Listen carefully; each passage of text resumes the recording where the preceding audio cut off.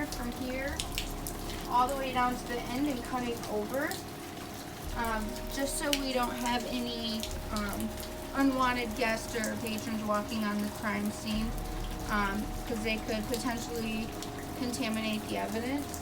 So next thing you're going to want to do after you got the crime scene all secured, you're going to want to sketch out the scene before you do anything to the evidence, so therefore you can go back and look at the original sketch to see where things were actually placed, just in case they did get moved. I'm going to sketch it out from over here.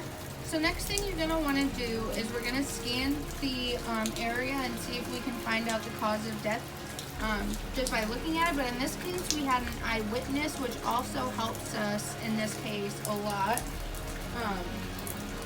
So as you can see, we have our victim. And luckily for us, we have a blood trail that leads to the knife here. So that's the easy part for us.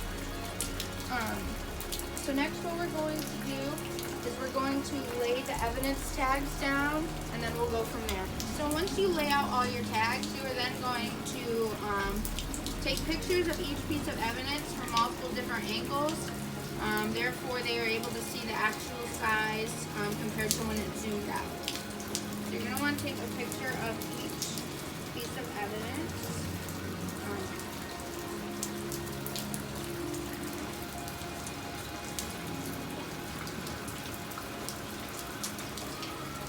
And then here you can see it's a trail of blood.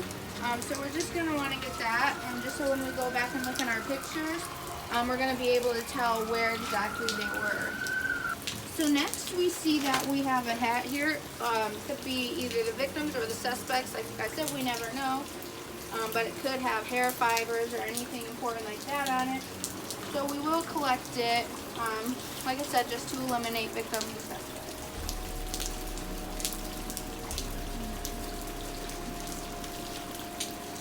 And then make sure it's zipped up tightly, just so we know nothing comes out of it.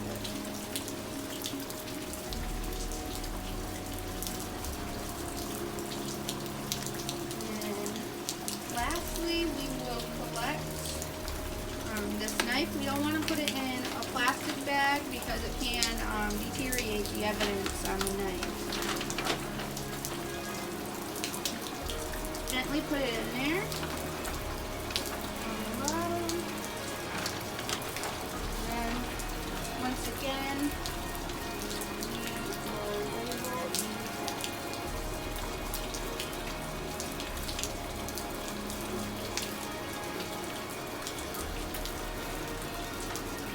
like I said, we were lucky enough that we had a witness in this scene, and she's going to be able to help us further our investigation and point us in the direction that we can be heading towards.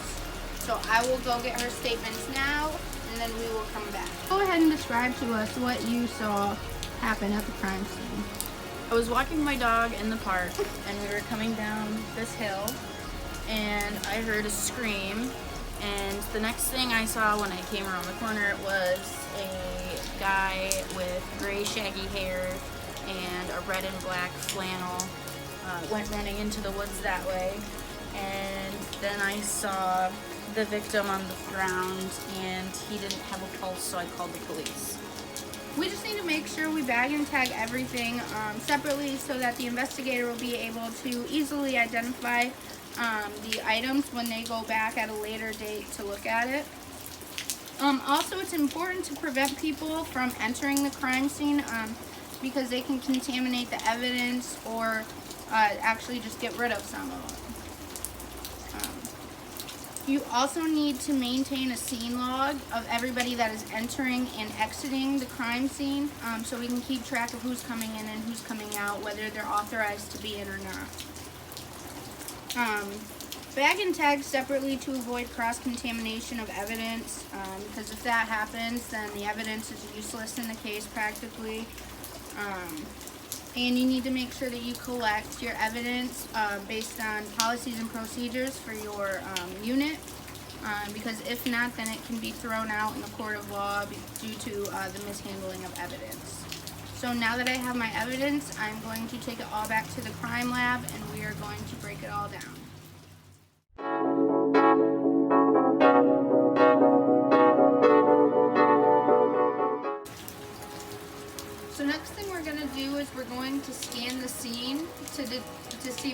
determine the cause of death.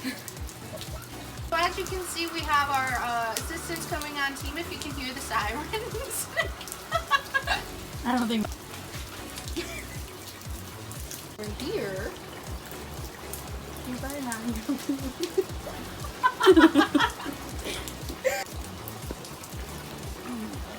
Yep. So we're gonna have to make sure we talk loud because it is raining. You can hear.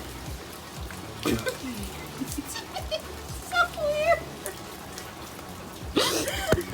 All right, and what is your name? Stop everything. Okay, come on.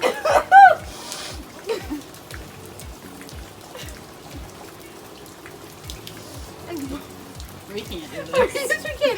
All right, let's go.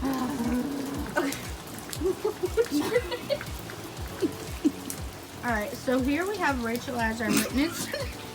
So here we have our witness, Rachel, and she's here to tell us what happened at this scene. Come on. So here we have our witness, Hannah. She is here to describe to us what happened at the scene.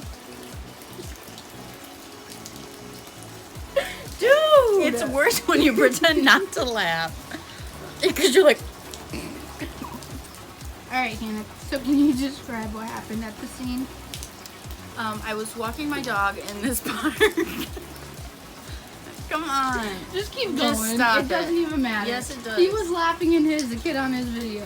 Yeah, he's not even in your class. Oh, wait, this is still...